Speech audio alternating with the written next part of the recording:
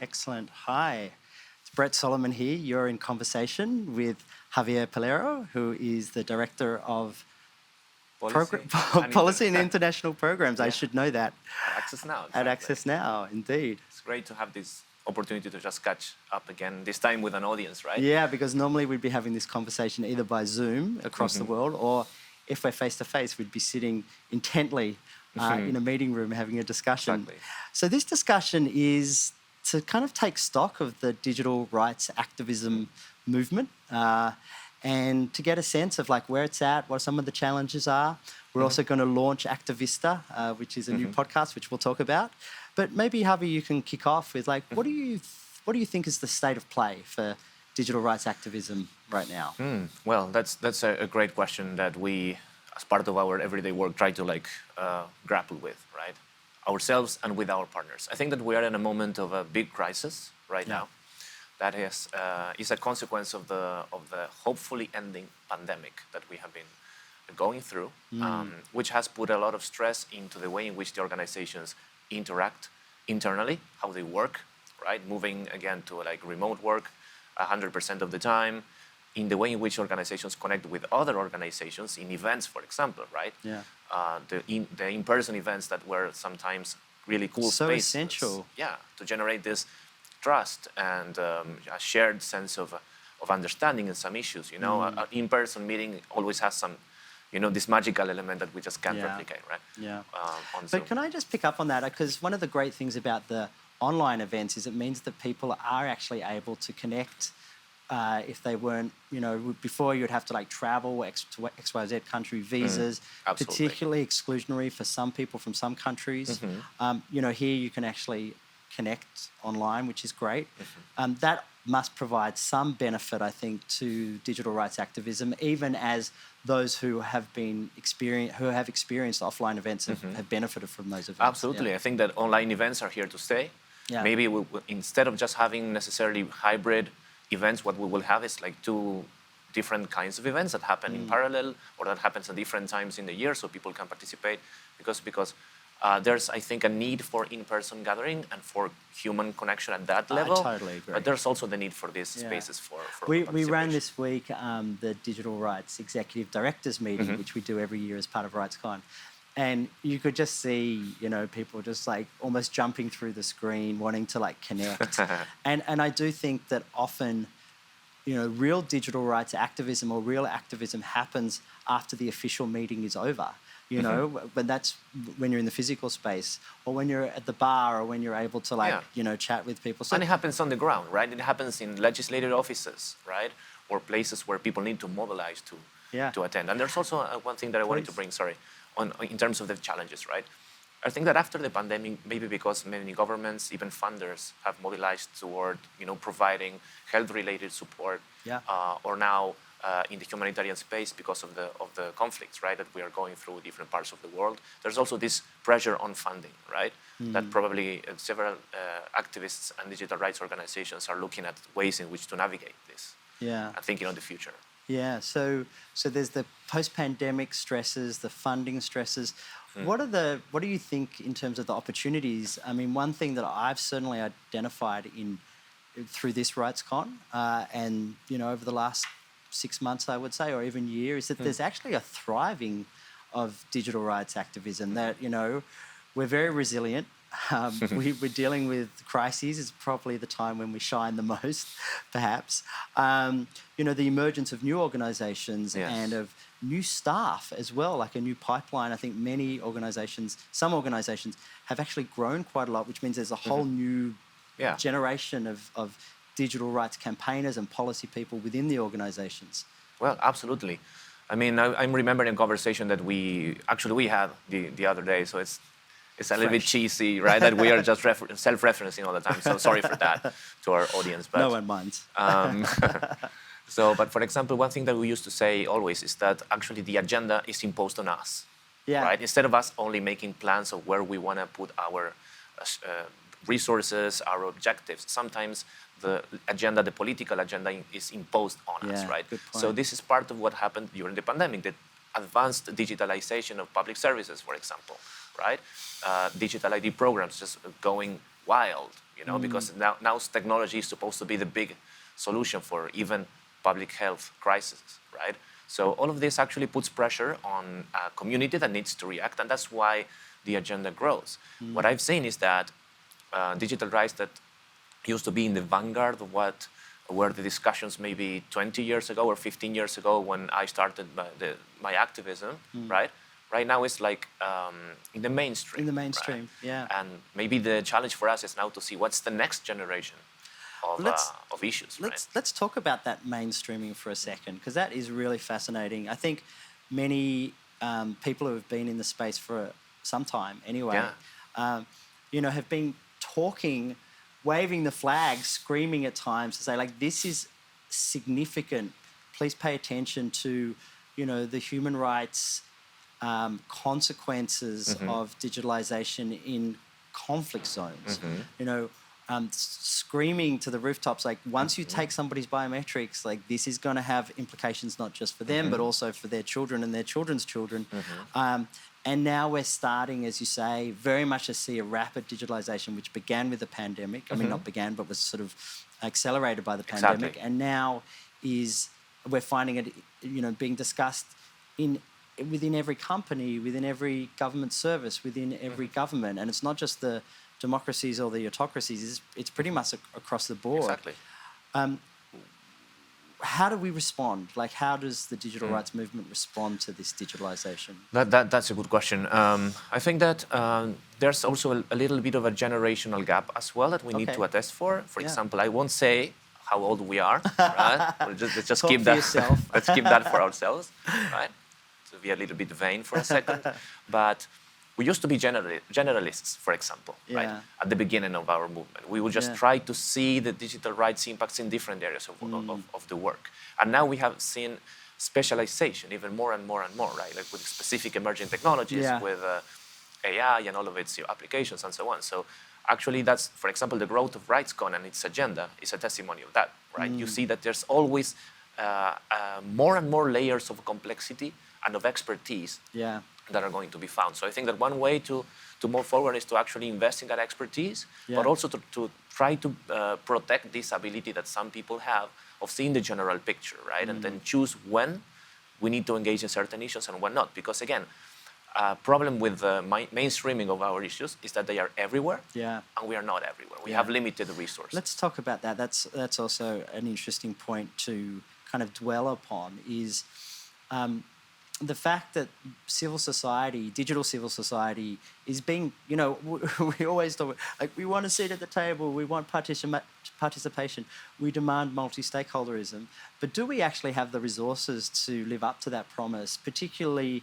when you have multiple different sectors, multiple different platforms, multiple different forums, all wanting, experts or even voices to be able to kind of input.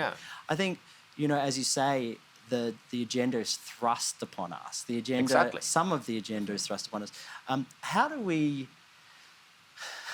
I'm asking you. I don't know if you have all the answers, and I have some thoughts myself. But like, how do we muster the resources? I think part of it is about the pipeline. It's about the pipeline of new voices, new activists, new campaigners who can learn quickly. We're sort of in this constant process of like training and retraining. How do we muster the resources to be if we call to be in the room and we are in the room, how do we make sure we're in the right rooms with the right amount of capacity? Yeah, well, if you put it like that, it's an impossible task, right? Yeah. And especially with the new challenges. I would say that I wouldn't have imagined, at least in my case, 5 or 6 years ago, that we would be having to engage with the WHO urgently on digital rights related issues, stemming from a pandemic. That was maybe you can explain that a bit. Hard to imagine, right? But I think that the secret relies on shared resources. Maybe this is a time to share resources, to really establish or re-establish communication, strategic communication with our partner organizations, so we know who is good at what and in which place, right? We have seen this in some of the international organizations' engagement already, but I think that even thematically, we could also have a closer coordination, because again, one organization won't be able to cover everything, but we can like divide the tasks, right? Yeah. And maybe share some resources. This is a challenge before us, I think. It's a nice idea. And certainly a lot of that happens, right? Like, you guys are expert on this, we're expert on that, you're good in this region, we're good, you know, like, but you know, the agenda is thrust upon us, and sometimes we don't even have time to think about that. Exactly. And as you say, there's new forums like the WHO. Can you just talk about that for a sec, about how digital rights issues and the World Health Organization overlap? Well, I think that there will be, first, I remember the issue of the contact tracing applications, right? And how technology was going to be used to exert some form of epidemic surveillance, right? In the sense of like following the development of the disease and how to track contacts of people who are sick and so on, right? But also, now I think we have this idea of like the preventative approach, right? Because once a door is open in terms of technological determinism or solutionism, if I may, it's very hard to close it back again. You know, it creates a lot of incentives. It creates even new markets for some people who are going to sell the solutions, right? Absolutely. So that's why I would guess that the engagement with those organizations needs to be very close, but also needs to articulate with a more, let's say, complex idea of approaching the issues. Back in the day, we would just do like very targeted advocacy on certain organizations, just to ask them to not use a technology or to establish certain safeguards, right? But now I think that we need to go, for example, to see who are the people making money out of something. That's why working on business and human rights, doing investor advocacy, like tracking the movements of money is very important. Also to see how international organizations, for example, can share these resources, these technical resources. I agree. And also not be reliant upon the digital rights movement. Like, there needs to be data protection officers inside all of these institutions, the UNHCR, the World Food Programme, the World Health Organization. Absolutely. And more, particularly when it's, again, about biometrics. You know, it goes to show that I sometimes say, like, this is the beginning of the digital revolution. Like, this is just the start. Again, it puts more pressure on us as human rights activists and campaigners to be in those spaces. But if we think, okay, well, there's new forums, but there's also new technologies.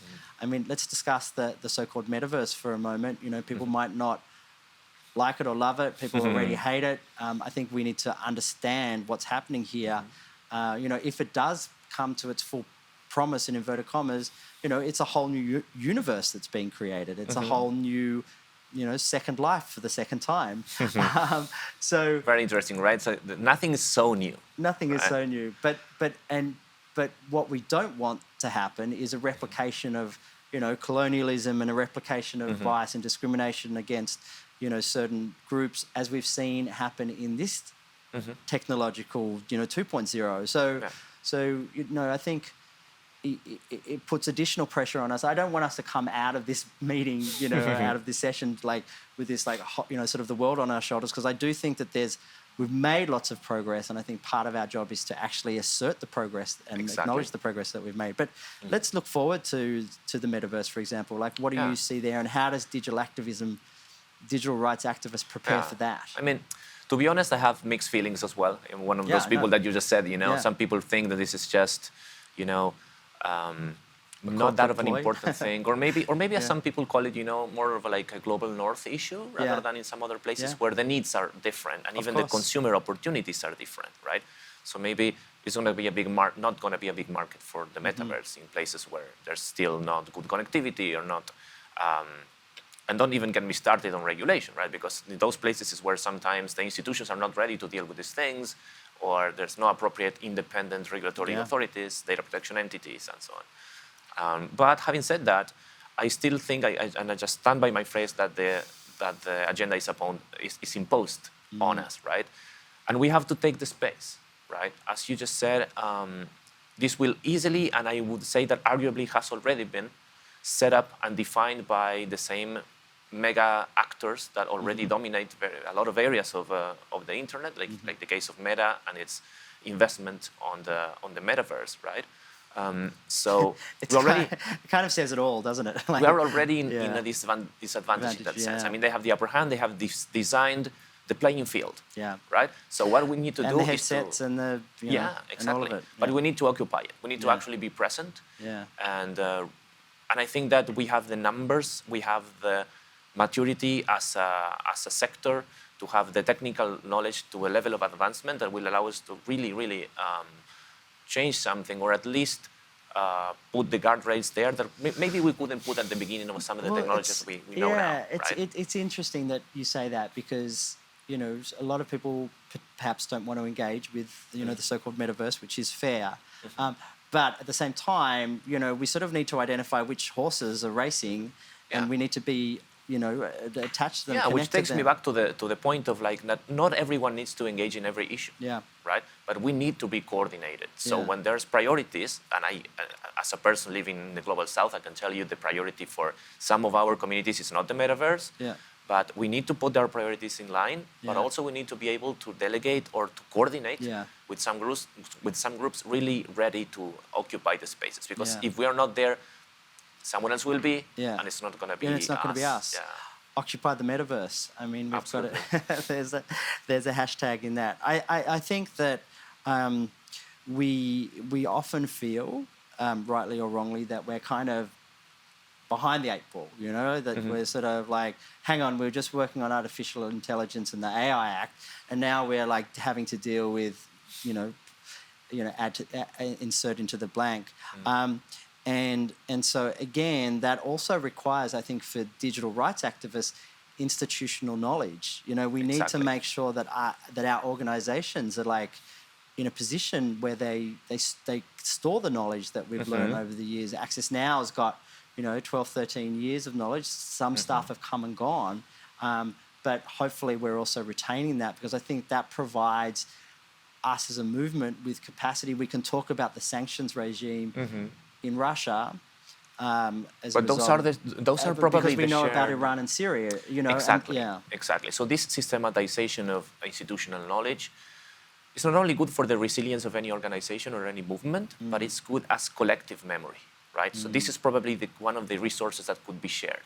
What would happen if we were able to share more learnings and more of the specific technical production, not only the one that is published, but actually all of the learning that is behind the paper, right? It's something that not many people know, but outside of our spaces, when you produce a paper or a piece of intervention in any, for example, in international court and so on, there's a lot of research and of strategy that goes behind that, right? So maybe if we could be able to share that kind of knowledge, it would be interesting. Let's explore that for a second, because I think what happens is that as organizations, we've sort of got our own turfs and our own spaces and our own jurisdictions and so on.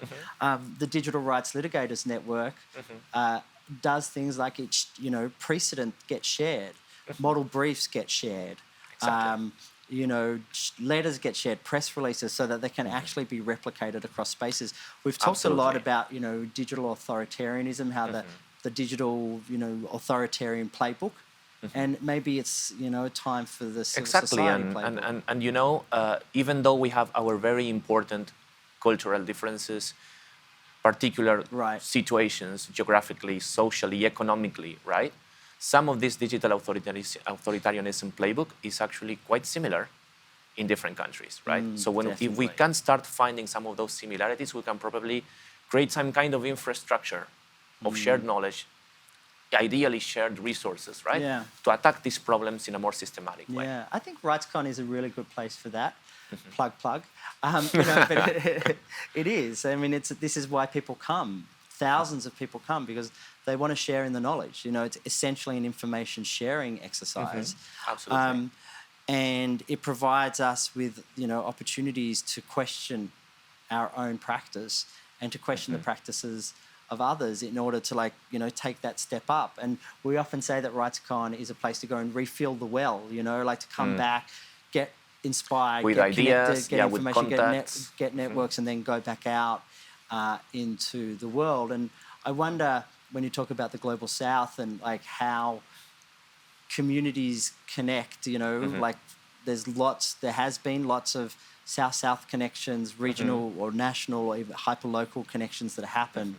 I think we need to facilitate more of that. Exactly, absolutely. And I think that also funders should pay attention to that, to the regional organization of local groups, right? I mean, I have several examples that I know in mind, but I'm thinking, for example, of the Brazilian Coalition for Digital Rights, right?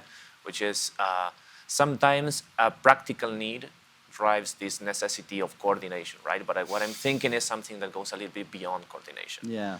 And having this actually institutional memory, resources, Red Latam. opportunities. Red Latam is another good example too. You know, tools to be available for groups of people. You know, and a purposeful curation of that and protection of that could be something that is the well. It's creating this well that you say that we just go there and just refill.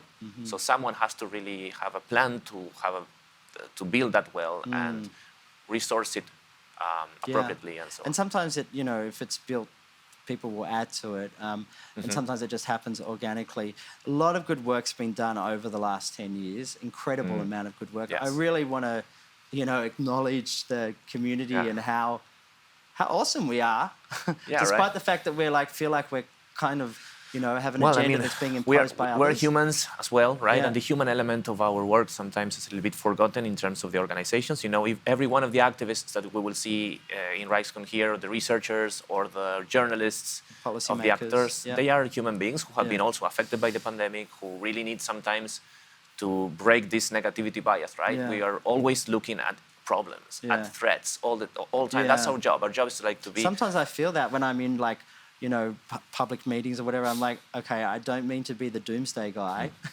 You know, like I don't mean to come with the worst case scenario, but like when we're talking about things that have such generational impacts, we do need to think about the worst case scenario. Yes, but we also need some positivity. We also need some hope in that sense, right? That's what you were saying, sort of. I was. So we have like I am. I want to spend a second just to like, you know, to congratulate all the people who have worked so hard, even if you're new to the movement or old to the movement. I was going to pivot to to another negative, but I just want to put it on the agenda. But we don't need to like spend time on it. We're coming to an end of this in conversation.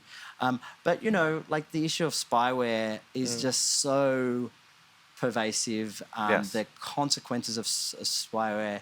You know, sort of thinking about it as weed killer. You know, it's just like sprays. And it like, you know, destroys everything before it. No good use of that. No good use of that. Really no good use of it. And that's why many of us have called for a moratorium on spyware because it impacts the human behind the device. Absolutely. You know, it chills, it kills. It is a weapon. And I really want to take this moment to think about the opportunity that this conference and this moment in time allows us to push for, you know, an end to this trade. And this, absolutely. And I think that not only RightsCon, but the general advocacy that a lot of groups are doing now on spyware benefits a lot from shedding light into these things, right? Because the secret of spyware, the key element that makes it such an effective weapon is its insidious characteristic, right? You don't even know if it's on your device. You don't even know if you're infected, right? Yeah. Exactly. But when you shed light on that, who are these companies? Who is making money out of this? What infrastructure is being exploited? So even some companies like WhatsApp is doing can react and sue, right? And Apple. And Apple as well, So good. Exactly. And shedding light and visibility into this and on the human impact as well is very important. And sharing best practice. I want to talk about two more things. One is about climate, because I think we need to when we talk about the sort of the state of digital rights activism.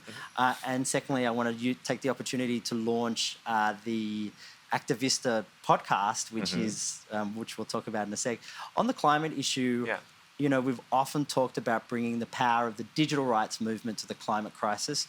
I don't think it's possible, really, to be an NGO or a group, community group, civil society, you know, activist, to not have some form of climate focus. I think we're in this age of, you know, this is the moment that we need to respond. And I want to, I want us as Access Now to think about that more deeply. I'm not just talking about, well, I am talking about the, you know, the carbon that's emitted through, you know, computing, through advanced computing, through crypto, etc. Like, but that's one thing, but there's so many pieces to this climate crisis where we could... Absolutely, yeah. A lot of pieces that have to do, for example, with the digitalization of work and how that creates new forms of internal migration, mobilization within cities and countries that puts a pressure on the environment as well.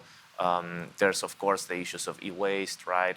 The way in which we are sustaining a level of consumerism of electronics and digital technologies that is simply not sustainable. Yeah. And several aspects of that, you know. But what I would think is interesting to think in this sense is that maybe us as digital rights organizations are not probably going to be able to work at a certain level of depth in these issues, and also in the ones that we are already working effectively. So I think that forging alliances with those who have already been working on this is very important. That's what I'm talking about. And often that people are that people are sometimes the victims of spyware, for example, right? Because climate activists have been prosecuted by authoritarian governments all the time. Exactly. We look at the Digital Security Helpline and we can see the increasing number of environmental activists that are facing technical attacks. Exactly. So the intersectionality of these two issues is right there. It's the perfect time for us as a movement to actually really engage with this in a way that makes proper sense and gives proper value. You know, we've mobilized a lot. We've done a lot of great work. We still need to bring in the next generation of digital rights activists, which is why we're launching Activista. It's a podcast that myself, and you're an expert podcaster from way back, with Nell Schofield. It's called Activista.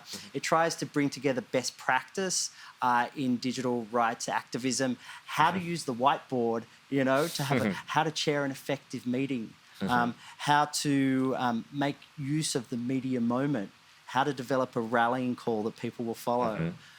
These are sorts of questions that we've all learnt over the years in being activists. Is like, and we want to be able to share that. So there's 15 episodes of Activista which have been launched already. Oh, wow. Which have been recorded. They're on all platforms where you listen to your podcast, and it's a really brilliant way to, you know, in a snackable way, to be able to hear, like, how do you do all these things? One more opportunity of creating these shared resources, right? This shared knowledge. Yeah, I think exactly. that's quite interesting. Because otherwise, you know, the activists come and go, but if they don't actually communicate the things that they've learned, why don't we finish with your biggest or best or most interesting learning as a digital rights activist over these years? Well, I would say that now my biggest learning is to really know, without feeling insecure, how much I don't know of what I do. That keeps you open, fresh, and ready to engage and keep learning. Yeah, good. Do you want to ask me back what I've learned? What have you learned? I think I mean, this is probably across the board as well, but it's about listening. You know, I think I personally have spent a lot of time, you know, being an activist and talking and like trying to place my agenda on the table, trying to place Access Now's agenda on the table. There's a lot of learning that can happen from really active listening, especially when you're trying to change the practice and the policies of your opponent. You know, you have to hear what is their motivating, what motivates them, and communicate with them in a language that makes sense. And absolutely. And engaging with our own teams as well, and with partners and across the world, cultures, languages. Yeah. Beautiful. Well, that's a perfect way to end. Thank you so much for listening. Have a beautiful rest of RightsCon. We're on the last day. And I think we will all cohese at the closing ceremony in the afternoon of Thursday EST. So we'll see you online. Thanks very much, Javi. Thank you.